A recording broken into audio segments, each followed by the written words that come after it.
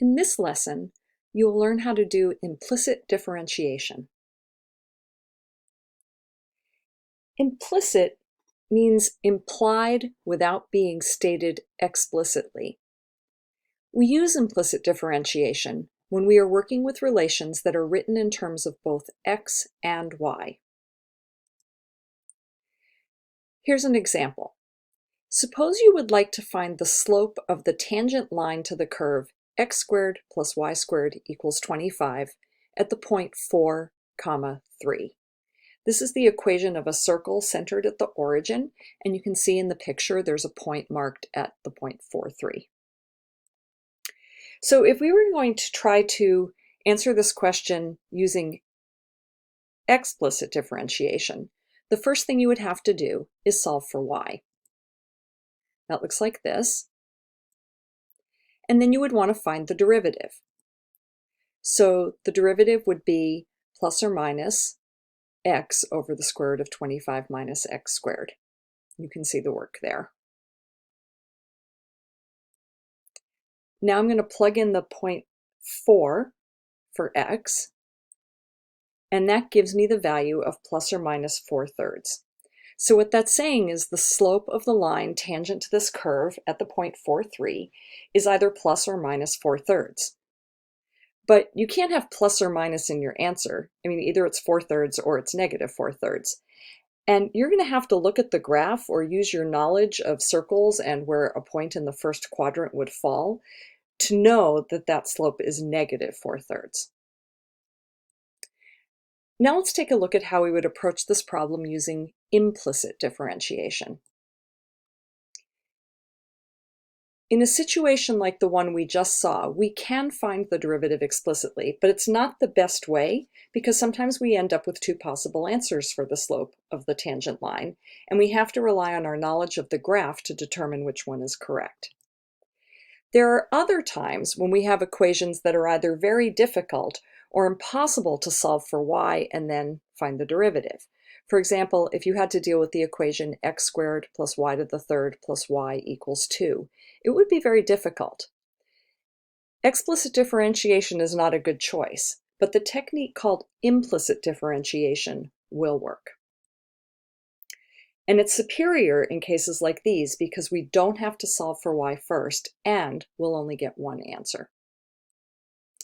All right, so in performing implicit differentiation, we have an equation, and we're going to take the derivative of every term in the equation.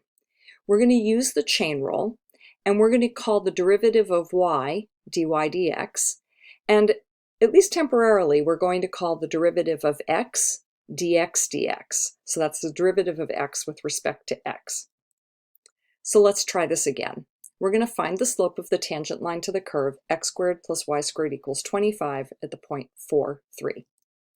So we're going to take the derivative of every term using the chain rule.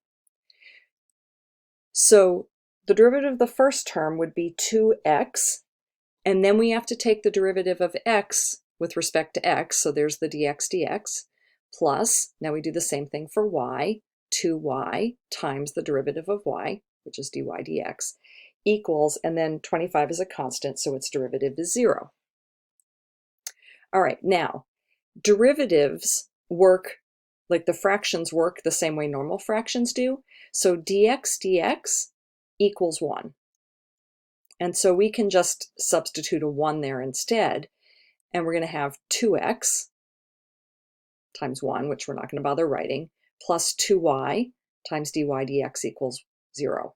And remember, we're trying to find what dy dx equals, so I'm going to isolate the dy dx.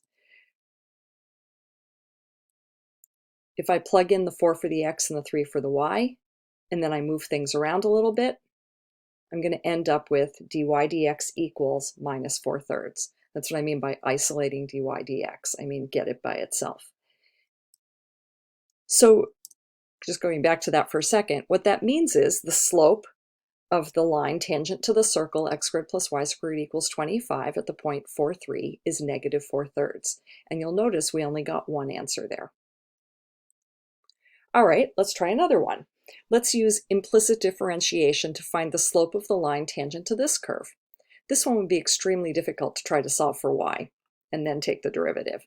So let's use implicit differentiation. All right, so x squared times y, I need to use the product rule.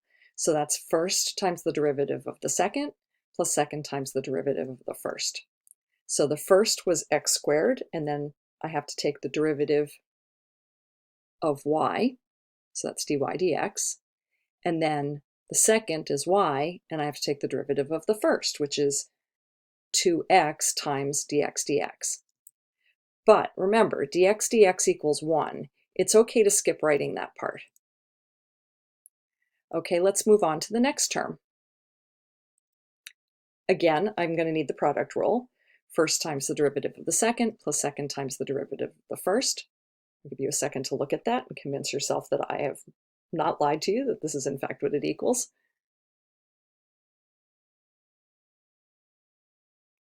And then the derivative of 2x is going to be 2. And remember, I don't have to write dx dx because it equals 1. All right. I'm just doing a little combining of things here, like y times 2x is 2 times xy, and x times 2y is 2xy. I'm also moving things around as far as which side of the equal sign they're on. So there's the 2 on the right side of the equal sign. These got cleaned up a little bit and left on the left side of the equal sign. The y times 2x is 2xy, and I subtracted it from both sides to move it to the right. And y squared times 1 is just y squared, and I subtracted it from both sides to move it to the right. All right, so then I factored the dy dx out on the left side of the equation, and I just divided both sides by x squared plus 2xy. So that was my derivative, and I'm ready to plug x equals 1 and y equals 1 into the equation.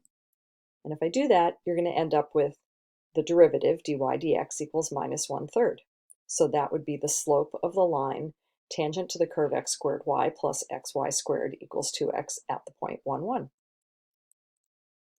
All right, you can also use implicit differentiation to find the general equation of a derivative without finding the slope of the line. This is actually one less step.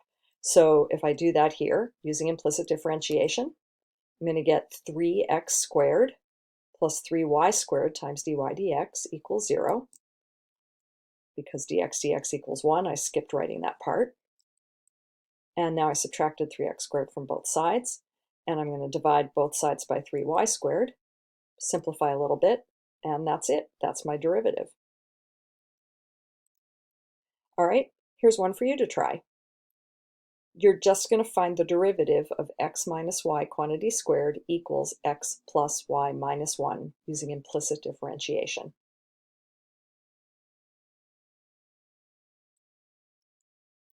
All right, so here's the answer. And I'm just going to walk you through the steps. So the first thing I did is I found the derivative of the left and the derivative of the right.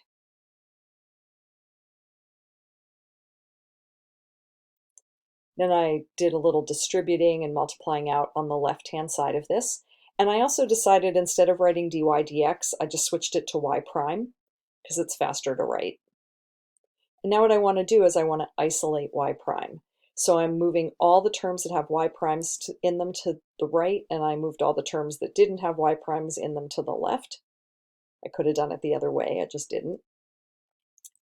I factored the y prime out on the right, and then I divided by 1 plus 2x minus 2y, and I got the answer. All right, here's another one for you to try. I've written the answer down, so just take a moment and look at it.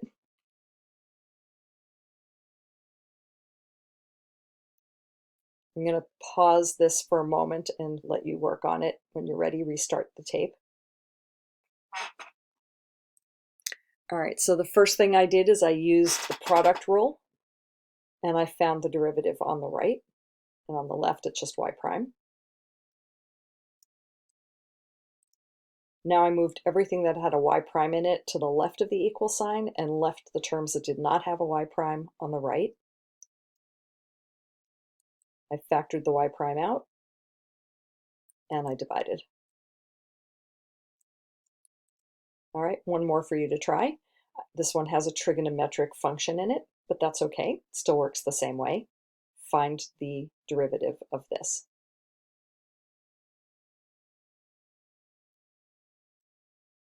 Okay, so there's your answer. And here's how I got it. I started by taking the derivative of y and getting y prime, and then on the right, I used the chain rule. And then I had to find the derivative of 3x plus 4y and multiply it. And now I distributed kind of backwards like this. I multiplied the cosine of 3x plus 4y by 3, and then I also multiplied it by 4y prime, so I got this. And now I just want to isolate y prime, so I subtracted 3 cosine 3x plus 4y from both sides, and I divided by 4 cosine 3x plus 4y. All right, so that's it for the presentation. If you log into ClassKick, you are going to find an assignment with the title Math 603, 3.7 Implicit Differentiation Practice, and I'd like you to work on that.